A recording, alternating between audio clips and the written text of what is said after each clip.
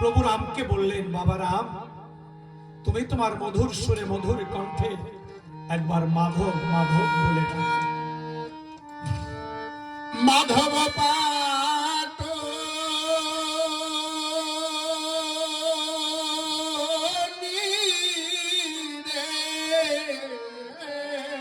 বাবা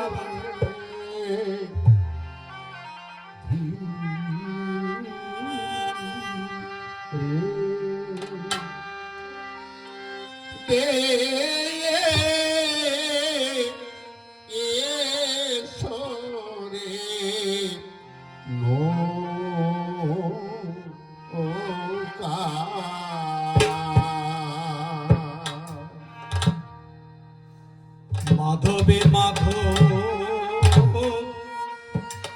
বলে ডাকে রাম কমল লোচন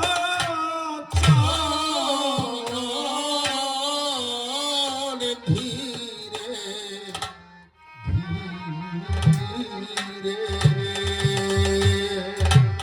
ওই রন্ধনে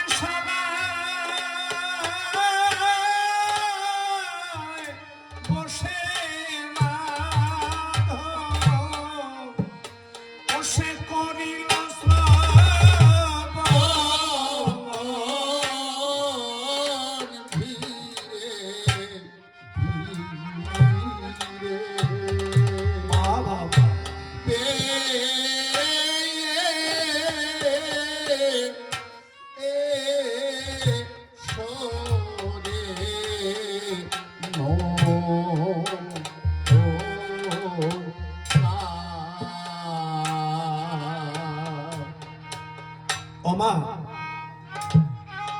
ভগবান রামচন্দ্র যখন মাধব মাধব বলে ডাক দিয়েছে, ওই বোকা মাধব রান্না ঘরে খেতে বসেছে। ওই মাধব যখনই ভাত মাখিয়ে অন্ন মাখিয়ে তার বদনে তুলে দিতে যাবে, এমন সময় দয়াল দীনবন্ধুরা মাধব মাধব বলে ডাক দিয়েছে। কেমন ভাবে? ও মাধব,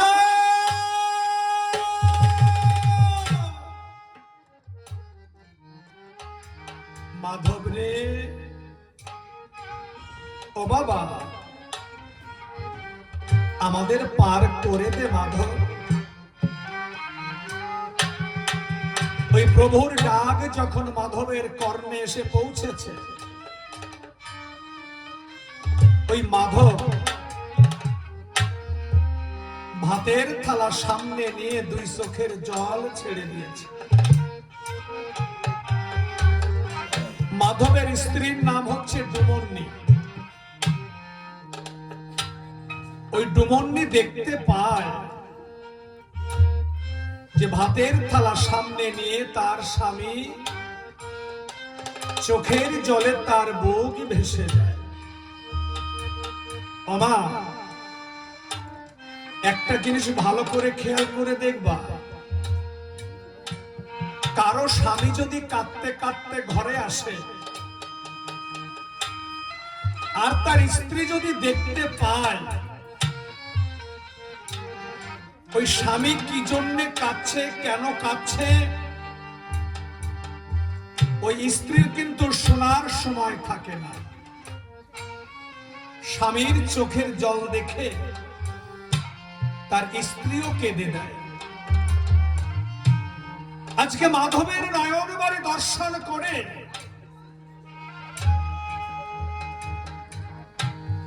আজকে মাধবের স্ত্রী ডুমন্নি দুই চোখের জল ছেড়ে দিয়েছে। বলছে, ও প্রভু, প্রভু গো, তুমি কাঁদছো কেন প্রভু? এই দাসী কি তোমার চরণে কোনো অপরাধ করেছে প্রভু? মাধব বলল, না রে ডুমন্নি, না, তুই আমার কাছে কোনো অপরাধ করিসনি। কিন্তু ডুমন্নি বলল, ও প্রভু, আমি যদি তোমার চরণে অপরাধ নাই করে থাকি, তাহলে তুমি কাঁদছো কেন প্রভু? যখনই ডুমন্নি বলেছে তুমি কাঁদছো কেন, ওই মাধবের বুকের মধ্যে বক্ষ মাঝে যে জড় কান্না লোকানো ছিল, ওই মাধব আর ধরে রাখতে পারে না। ডুমন্নিকে বক্ষে জড়িয়ে ধরে বলছে, ওরে ডুমন্নি, আজ আমি কাঁদছি কেন জানিস? আমি জীবনে অনেক মানুষের ডাক শুনেছি রে, কিন্তু এত মধুর সুরে মধুর কণ্ঠে আমাকে কেউ কোনোদিন ডাকে না। অডুমন্নি, আমি আর ভাত খাবো না রে, তুই ভাতের থালা তুলে রাখ।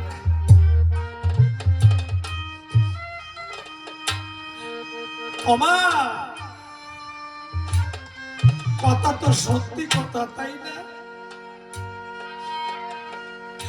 একবার সে যখন ডাক দেয় না, ভাত খাওয়ার সময় থাকে না বাবা।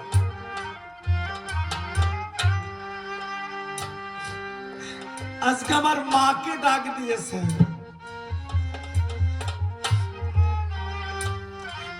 তাই তো এত সুন্দর সংসার। এমনকি যাদের নিজের মৃত্যুকে বরণ করে যাদেরকে এই সংসারে এনেছিল, সেই সন্তানের কথাও কিন্তু আমার মায়ের আজকে মনে না। ও মা, বড্ড কষ্ট হয় মা গো, বড্ড কষ্ট হয়। আমি অনেক ছোট্টবেলা থেকে গান গাই, 11 বছর বয়স থেকে গান গাই। গান করে যখন বাড়ি যেতাম, মা বারান্দায় শুয়ে থাকতো, ছোট্ট একটা জানলা ছিল, ওই জানলা দিয়ে বলতো, পশু, ও বাবা বাড়ি এসেছিস? আমি বলতাম, হ্যাঁ মা আমি এসেছি। রাত 2টোর সময় যখন বাড়ি ফিরতাম, তখনও আমার মা জানলা দিয়ে বলতেন, ও বাবা বাড়ি এসেছিস? আমি বলতাম, হ্যাঁ মা আমি এসেছি। রাত 3টের সময় যখন ঘরে ফিরতাম, তখনও আমার মা জানলা দিয়ে বলছে, বাবা বাড়ি এসেছিস? আমি শুধু বলতাম, হ্যাঁ মা আমি এসেছি। ও মা, তখন আমি কি বুঝতাম জানো? আমি বুঝতাম আমার মা বুড়ো হয়ে গেছে, তো ওই বুড়ো মানুষের চোখে ঘুম থাকে না। কিন্তু বুঝলাম কখন? যখন আমি নিজে বাবা হলাম,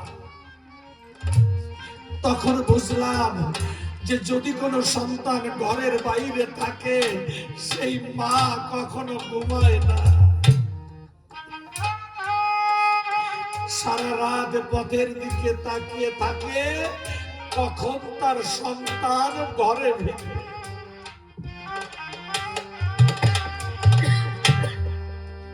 আমি দেখতে পাচ্ছি, খবর কে হয়, তোমার মা নাকি? আমি দেখতে পাচ্ছি ওদের 2 বোনের বিয়ে হয়ে গেছে। দেখবে, মেয়েরা যখন শ্বশুর বাড়ির থেকে বাবার বাড়ি আসে, গ্রামের সবাইকে বলে আসে, ওরে আমি বাবার বাড়ি যাচ্ছি। ওমা, এই বাবার বাড়ি এসে কাকে খোঁজে? মাকে খোঁজে। ওই যে সেই মা, যদি বাবার সঙ্গে দেখাও হয়, বাবাকে ভক্তি করে বলে, ও বাবা, মা কোথায় গেছে? আর ওই মা যদি একবার দেখতে পায় যে আমার মেয়ে আসছে, দৌড়ে গিয়ে বক্ষে জড়িয়ে ধরে বলবে, ও বাবা, তোর মুখটা একদম শুকিয়ে গেছে, যা তাড়াতাড়ি হাত মুখ ধুয়ায়, আমি তোকে ভাত দিচ্ছি, ভাত খেয়ে নে। ওই অভাগী কি আর কোনোদিন বলবে, আয় বাবা, তোদের জন্য ভাত বেড়েছি, আয় ভাত খেয়ে যা? কেউ বলবে না। দেখবেন গ্রামের সবাই ঘুমিয়ে পড়বে, গাছের ডালে পাখিরা ঘুমাবে, কিন্তু মা বাবার চোখে ঘুম নাই। মা বাবা জেগে থাকে কি তাদের সুখের জন্য?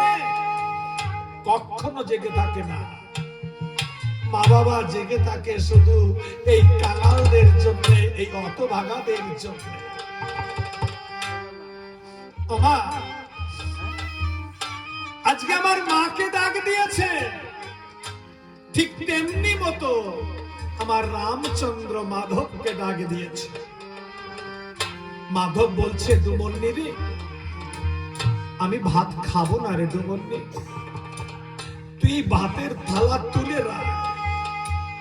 আমা মাধব কি করেছে জানো? তরি বেয়ে ওই মাধবে তখন যায় পারে,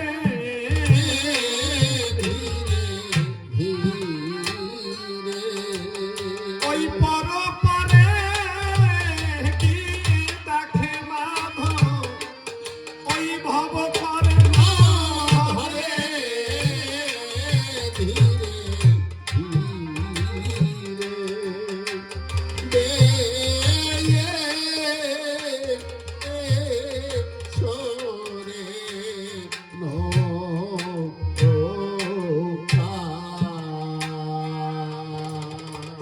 মাধব। আর সেই ছোট্ট তরিটা বাইতে বাইতে বাইতে বাইতে যখন ওপারে গেছে, বিশ্বামিত্র মুনি ডেকে বলছে, ও মাধব, মাধব রে, ও বাবা, তোর ভাগ্যটা আজকে ভালো রে মাধব। ওই দেখ, আজকে গোলকের ভগবান তোর নৌকায় পার হতে এসেছে। কিন্তু মাধব বললেন, মুনি ঠাকুর, উনি যে গোলকের ভগবান আমি বুঝবো কেমন করে? বিশ্বামিত্র মুনি বললেন, ওরে বোকা, ও মাধব, তোর মনে আছে বাবা? বলে কি? তোর ওই নদীর বাঁধে একখানা পাষাণ ছিল, মনে আছে? মাধব বলল, হ্যাঁ মুনিবর, মনে আছে। বিশ্বামিত্র মুনি বললেন, মাধব রে, তড়া করে যা, একবার গিয়ে দেখে আয়। ওই প্রভু রামচন্দ্রের চরণ স্পর্শে ওই পাষাণী মানবী আকার ধারণ করে বৈকুণ্ঠে চলে গেছে। কিন্তু মাধব বলল, মুনিবর, আমি যাব না। কেন যাব না জানো? আমি তোমার কথা যতবার শুনেছি ততবার আমি ঠকেছি। আমি তোমার কথা আজকে শুনব না। যখনই মাধব বলেছে আমি যাব না পাষাণ দেখতে, আজকে ভগবান রামচন্দ্র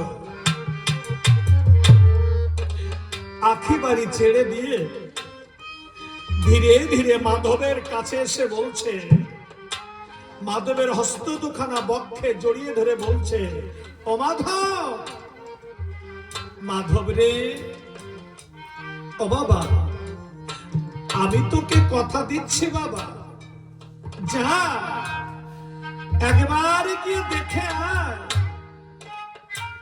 তুই যত সময় ভিড়ে আসবি, আমরা তিনজন এই ঘাটে এক ঠায় দাঁড়িয়ে থাকবো। ওমা, ভগবান কিন্তু সবাইকে কথা দেয় না মা।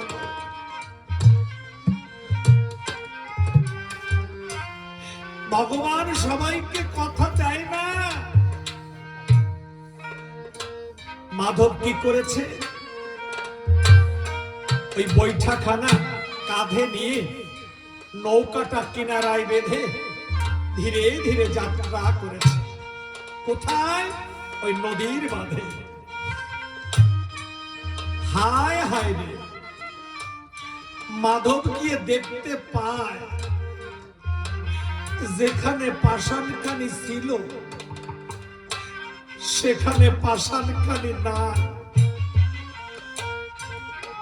ওমা, এ তো সত্যি কথা। আজকের পাষাণ আর কেউ নয় মাগো, আজকের পাষাণ হচ্ছে আমার ওই মা। আজকে যদি পাষাণখানা ঘরে থাকতো, তাদের সন্তানরা কি চোখের জল ফেলতো না।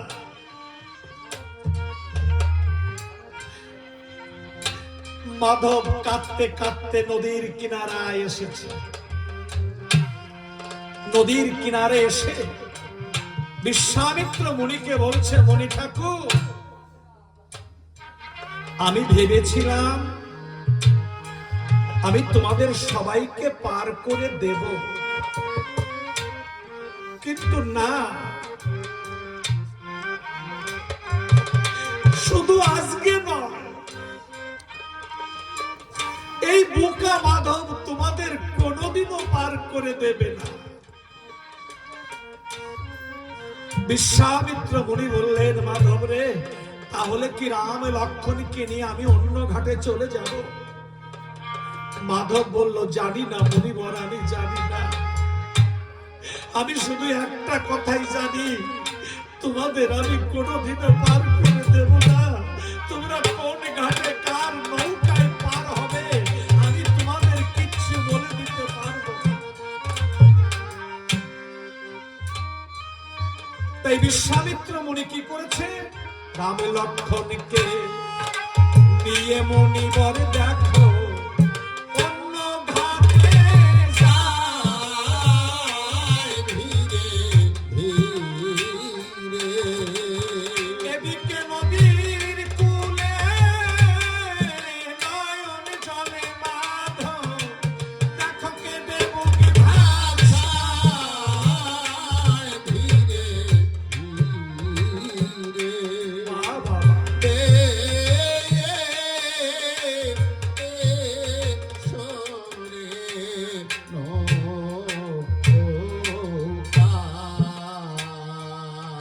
নদীর কূলে দাঁড়িয়ে বোকা মাধব মনে মনে চিন্তা করছে, হায় হায় রে, আজকে ভগবানকে না চিনতে পেরে আমি তাদের পার করে দিলাম না। তাই মাধব নিজেকে হারিয়ে ফেলে চোখের জল দিয়ে ছেড়ে দুবাহু উত্তোলন করে মুনিবরকে ডাক দিয়েছে, ও মুনি। মুনিবর, আমি তোমাদের পার করে দিতে পারি, তবে আমার একটা শর্ত আছে। বিশ্বামিত্র মুনি বললেন, ও বাবা মাধব, বল বাবা বল, আমাকে কোন শর্ত পালন করতে হবে?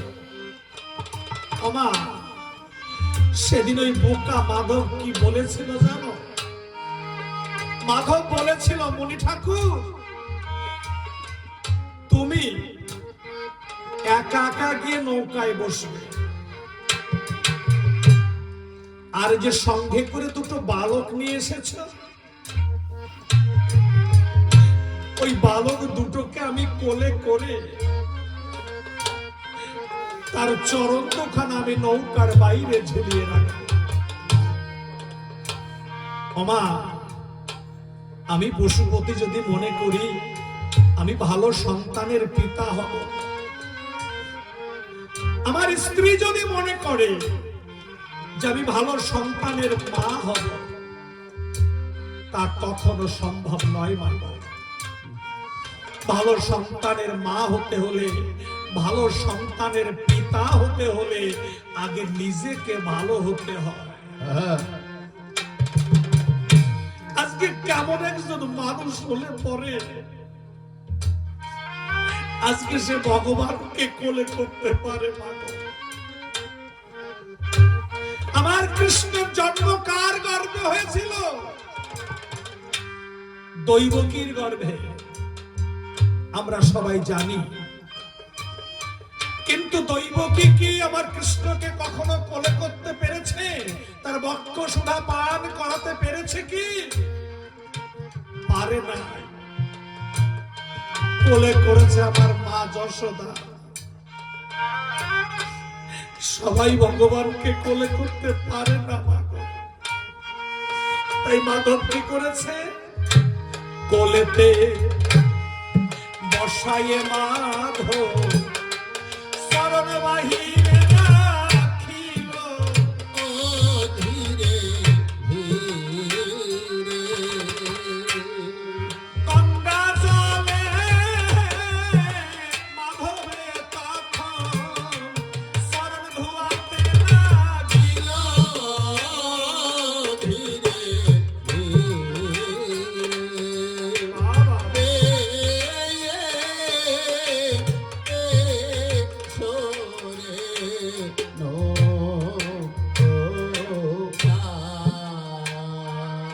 প্রভুর চরণ মাধব গঙ্গা জল দিয়ে ধৌত করতে করতে এমন একটা সময় এসেছে, মাধব আমার চিৎকার করে উঠেছে, বলছে ও মুনি, একবার ভালো করে তাকিয়ে দেখো, তোমার রামকে কুমিরে খেতে এসেছে। বিশ্বামিত্র মুনি বললেন, ওরে বোকা, এই জন্যই তো গ্রামের সবাই তোকে বোকা মাধব বলে বলে। ও মাধব, ও কুমির না বাবা, হচ্ছে মকর বাহিনী গঙ্গা দেবী। ওই প্রভুর চরণ সেবা করবার তরে মকর বাহিনী গঙ্গা দেবী ভেসে উঠেছে জলের পরে। ও মাধব, ও কুমির না। মাধব কি বলেছিলেন? আমি রামে দেখলাম, ওই গঙ্গা দেখলাম মনি গো, আমি এখন যদি মরি,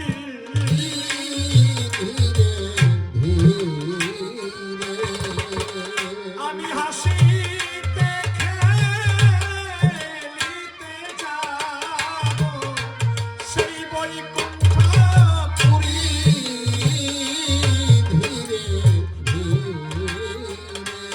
বাবা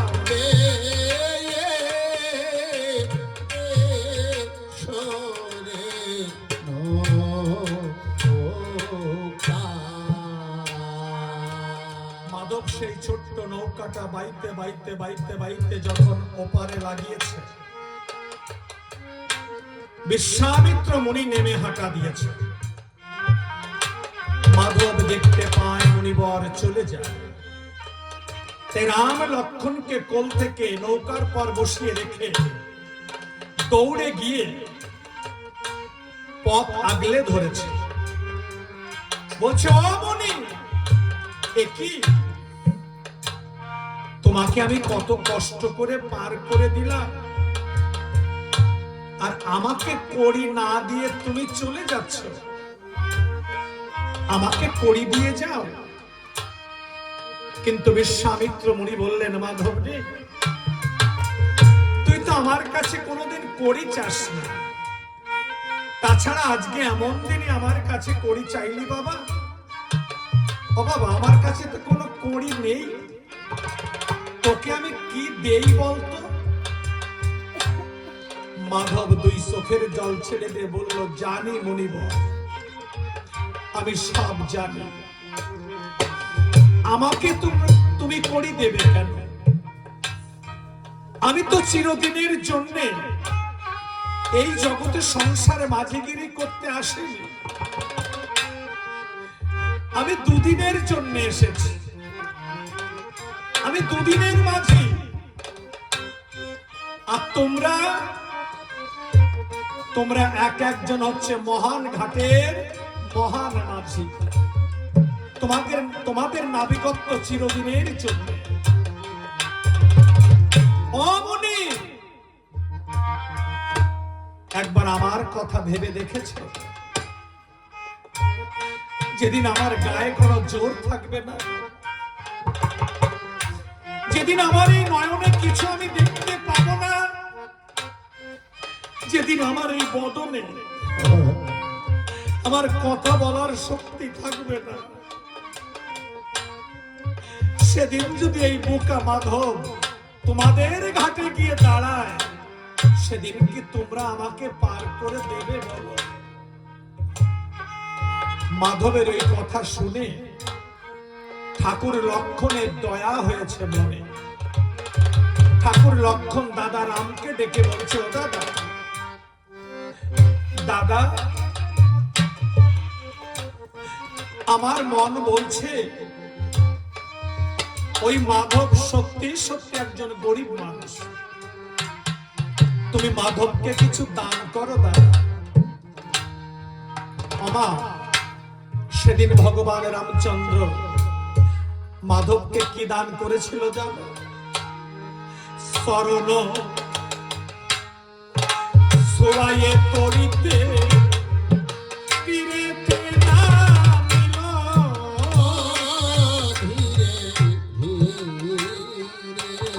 ও তার চরণ সোয়ায়ে তরিতে তীরেতে নামিল।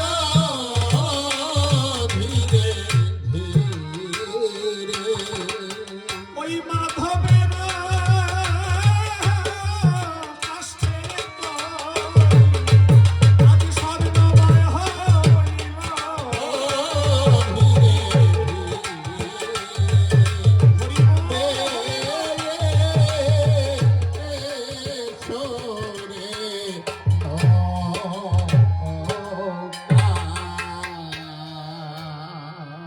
মাধব আমার পিছন দিকে তাকিয়ে দেখতে পায় তার তরিতে আগুনের মতো হুলকি ছুটছে। মাধব ধরনের ধুলায় পড়ে আঁখি বাড়ি দিয়ে ছেড়ে মুনিবরকে বললেন, মুনি ঠাকুর, এ তুমি কি করলে? আমি গরিব মানুষ বলে আমার নৌকায় তুমি আগুন ধরিয়ে দিলে। বিশ্বামিত্র মুনি বলেছিলেন, ও মাধব, ও বাবা, ও আগুন না বাবা, ও আগুন না। ওই প্রভুর চরণে স্পর্শে আজকে তোর ছোট্ট নৌকাটা সোনা হয়ে গেছে। মাধব বলেছিলেন, মুনি ঠাকুর, আমি গরিব মানুষ, আমি সোনা চাই না। ভগবান রামচন্দ্র বললেন, মাধব নে, ও বাবা, বল তুই আমার কাছে কি চাস? আজকে তুই আমার কাছে যা চাইবি আমি তোকে তাই দেব বাবা। বল তুই আমার কাছে কি চাস? ওমা, সেদিন সেই বোকা মানুষটা ভগবান রামচন্দ্রের কাছে কি চেয়েছিলেন জানো বাবু? বলেছিলেন, আমি চরণ শরণ বড়, আমি ভালোবাসি।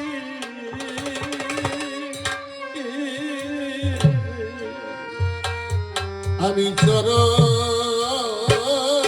বড় বাবা, ভালো